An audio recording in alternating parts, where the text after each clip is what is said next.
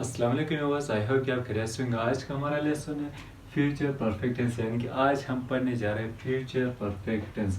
Future perfect tense क्या होता है, फ्यूचर परफेक्ट टेंस का फार्मूला देखेंगे और फ्यूचर परफेक्ट टेंस के विषय देखेंगे। इस वाले टेंस को हम अच्छी तरीके से डेमने जाकर सीखेंगे। सो आपने वीडियो के एंड तक बने रहना था कि आपका फ्यूचर परफेक्ट टेंस का वजह से जो भी क्वेश्चन है, जो भी डाउट्स वो आज सारे क्लियर हो जाएंगे और ये वाला आपको अच्छी तरीके से समझ में आएगा। और मैं यकीन के साथ कहता हूँ कि इसके बाद आपको कहीं और जाने की ज़रूरत नहीं पड़ेगी।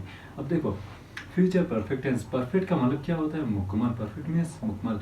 तो जहाँ कहीं भी लफ्ज़ परफेक्ट आए ना, वहाँ आपने एक माइंड पे रखने के वर्ब के थर्ड फॉर्म यूज़ करेंगे। कौन सा? जहाँ कहीं पे भी लफ्ज़ परफेक्ट है वहाँ पे आपने वर्ब के थर्ड फॉर्म यूज़ करनी है। आपने माइंड पे रखनी है। जहाँ कहीं पे, चाहे वो फ्यूचर परफेक्ट हो, प्रेजेंट परफेक्ट हो या पास्ट परफेक्ट हो, कोई भी हो, वहाँ पे आपने परफेक्ट लफ्ज़ नजर आए तो मीन्स वहाँ पे वर्ब के थर्ड फॉर्म लगेगी। ठीक है।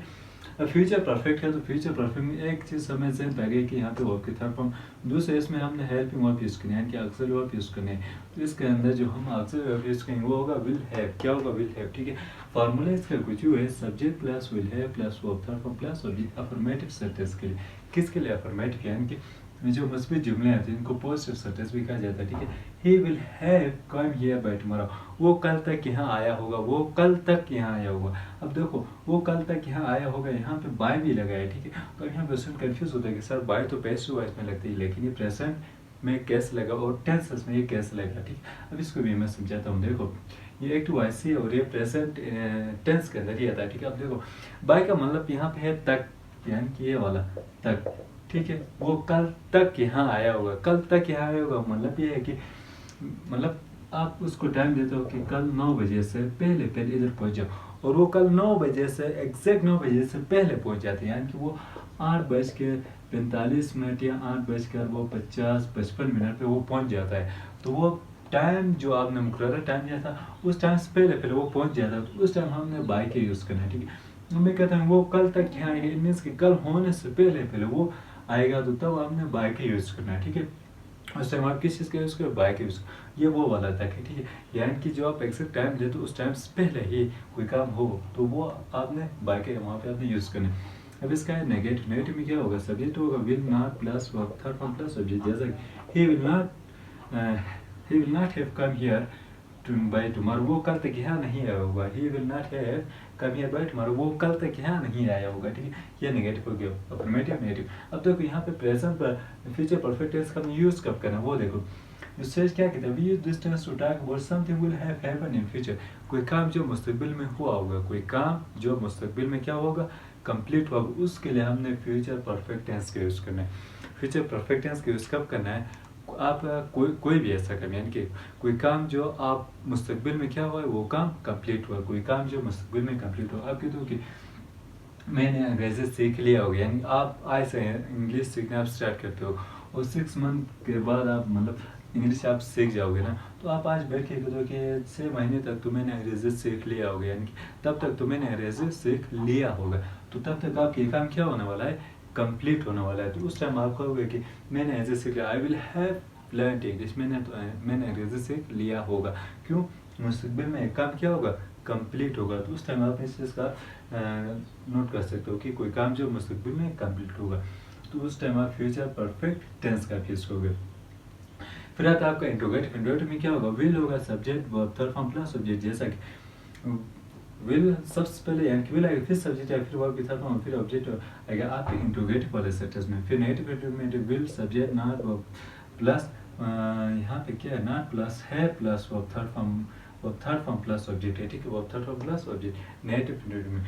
उसके बाद है डब्ल्यूएच। डब्ल्यूएच वर्ड्स कौन से होते हैं? यानी कि डब्ल्यूएच वो होते हैं जिसमें what, when, which, where, why, how, whose, ये सारे आपके डब्ल्यूएच वर्ड्स कहलाते हैं। इन डब्ल्यूएच के फॉर्म बाद विल आएगा, फिर सब्जेक्ट, फिर वर्ब थर्ड फॉर्म और फिर ऑब्जेक्ट आएगा डब्ल्यूएच वर्ड्स में। जैसा कि एग्जाम्पल है, what will you have done by tomorrow.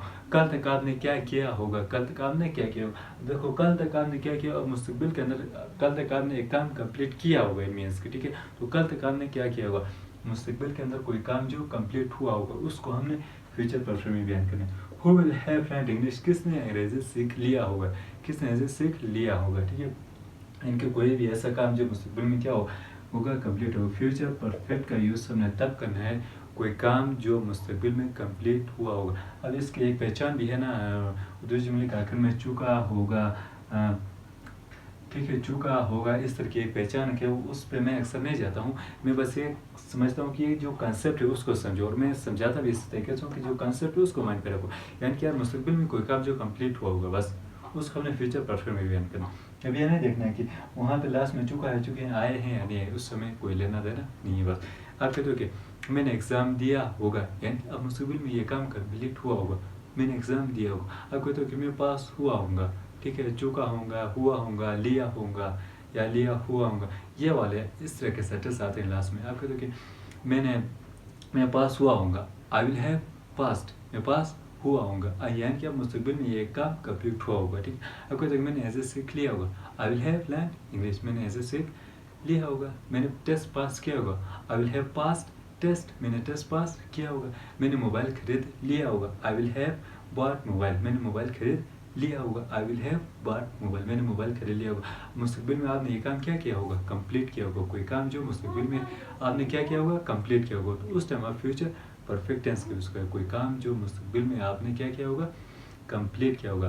कोई काम जो मुस्तकबिल में आपने क्या किया होगा, कंप्लीट किया होगा, उस टाइम आप फ्यूचर परफेक्ट टेंस का यूज़। आप कहते हो कि मैंने मोबाइल खरीद लिया होगा। अब मुस्तकबिल में आपने क्या किया होगा, मोबाइल खरीद लिया होगा, तो मुस्तकबिल में ये काम आपने कंप्लीट किया होगा। आप कहते हो कि मैंने मार्कर खरीद लिया होगा, मैंने मार्कर खरीद लिया होगा। I will have bot marker, मैंने मार्कर खरीद लिया होगा। मैंने ऐसे सीख लिया होगा, I will have learned English, मैंने ऐसे सीख लिया होगा, ठीक है। तो कोई भी ऐसा काम जो आपका फ्यूचर परफेक्ट में तब होगा, कोई काम जो मुस्तकबिल में क्या होगा, कंप्लीट होगा, ठीक है, मुस्तकबिल में कंप्लीट हुआ होगा, तो वो हमारा फ्यूचर परफेक्ट टेंस में आएगा, ठीक है। और इसमें आप माइंड पे रखें कि वर्ब की हमेशा थर्ड फॉर्म आएगी। कौन सी फॉर्म आएगी, थर्ड फॉर्म आएगी। और इसका जो हेल्पिंग वर्ब है, यानी कि ऑक्सिलरी वर्ब जिसको हम कहते हैं, वो विल हैव होंगे। वो कौन से होंगे, विल हैव होंगे।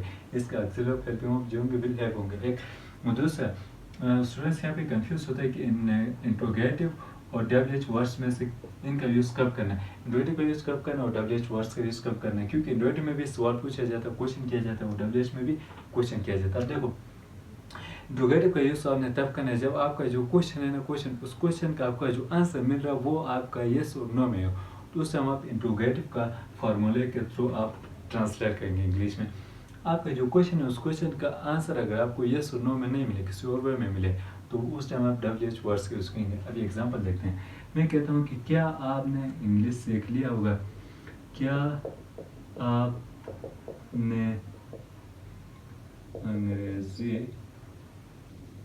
सीख लिया होगा। अब देखो क्या आपने ऐसे सीख लिया होगा, एक ये वाला सेंटेंस है। दूसरा मैं कहता हूँ कि किसने ऐसे सीख लिया होगा, किसने अंग्रेजी जी, ठीक है, यानी किसने इंग्लिश सीख लिया होगा, ठीक है, होगा। आपने ऐसे सीख लिया होगा या किसने अंग्रेजी सीख लिया होगा, इंग्लिश सीख लिया होगा। अब देखो क्या आपने इंग्लिश सीख लिया है, मैं कहता हूँ कि क्या आपने इंग्लिश सीख लिया है, क्या आपने इंग्लिश सीख लिया। अब आप जब क्या, तो अगर आपने सीख लिया तो आप कहोगे कि हाँ, मतलब सीख लिया होगा, तो आप उस टाइम कहोगे कि हाँ मैंने अंग्रेजी सीख लिया होगा। अब इसका जो जवाब दोगे आप या यस में दोगे या नो में दोगे, तो उस टाइम आप इसकी ट्रांसलेशन करते हो तो आप इंट्रोगेटिव का फार्मूला यूज़ करोगे। अब मैं कहता हूँ कि किसने अंग्रेजी सीख लिया होगा। अब किसने अंग्रेजी सीख लिया होगा कि जवाब हमें बताना होगा कि अली ने, अकरम ने, फिला ने, फिस्सा ने। अब यहाँ पर येस और नो हम नहीं कह सकते। तो जब आपके जो क्वेश्चन है उस क्वेश्चन का आपका आंसर येस और नो में नहीं मिलता है, तो उस टाइम आप WH वर्ड्स का यूज़ करोगे। किसका यूज़ करोगे, WH वर्ड्स का यूज़ करोगे। आपका जो क्वेश्चन है उसका आंसर येस और नो में मिले तो आप इंट्रोगेटिव का फार्मूला यूज़ करोगे। उसका आंसर येस और नो में नहीं मिलता है तो फिर आप WH वर्ड्स का यूज़ करोगे। मैं कहता हूँ कि क्या आपने मोबाइल खरीद लिया होगा, क्या आपने मोबाइल खरीद लिया होगा। आप जवाब क्या दोगे, अगर खरीद लिया होगा उस टाइम तो आपको हाँ मैंने खरीद लिया होगा, ठीक है। अब मैं कहता हूँ कि किसने मोबाइल खरीद लिया होगा। अब जब हाँ या ना तो नहीं दोगे ना, अब कहोगे कि मैंने खरीद लिया होगा।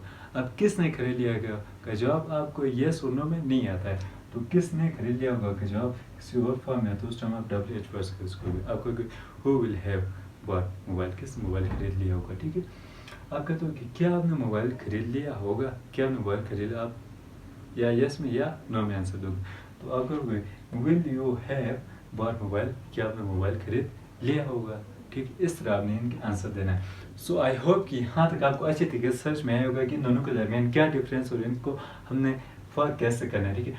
सो ये था हमारा फ्यूचर परफेक्ट टेंस। सो अगर वीडियो अच्छी लगी तो वीडियो को लास्ट में लाइक करो, चैनल को सब्सक्राइब करें। अगर आप हमारे चैनल पर फर्स्ट टाइम आए तो चैनल को सब्सक्राइब करके छोड़ें ताकि हमारे अच्छी इन्फॉर्मेटिव वीडियो सबसे पहले आप तक पहुँच सके।